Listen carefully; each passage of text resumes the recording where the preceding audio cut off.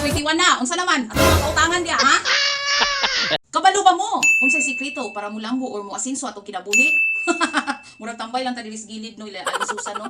Ang magbayad sa utang ha, ang magbayad sa utang. Kung kabalo mo, mubayad sa utang nga dili mo magpaasa sa mga tao nga inyong gipangutangan ha. Kay ngano, mark my words, bisan saon yung pagpaningkamot, di gid mo malangit minus points na mo sa langit. Ug di gid na mo asinso inyong kinabuhi bisan sa ninyo pag tinuwad balis ka diha. Kay ngano, remember that to. Kanang giutang ninyo nga kwarta gihaguan na sa tao nga inyong giutangan. Inya inyo lang sadsaaran. Ayaw mo, my God, ayaw mo kaulaw pagbayad. Ibagor, bagi kayo mong dagway pagpangutang ninyo no. Anghel kayo mo pero karon unsa naman? Maski espiritual lagi nagmaramdam.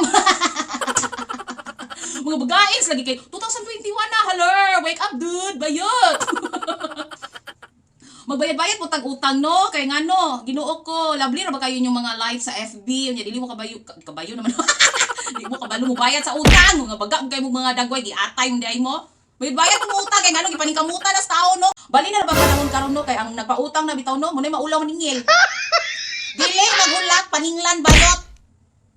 Kay sa Facebook, feeling blessed, feeling happy, feeling giatay di kabalo ba ay utang, baga-baga kung kayo mo mga malangalaw aping no. Haler. Baga.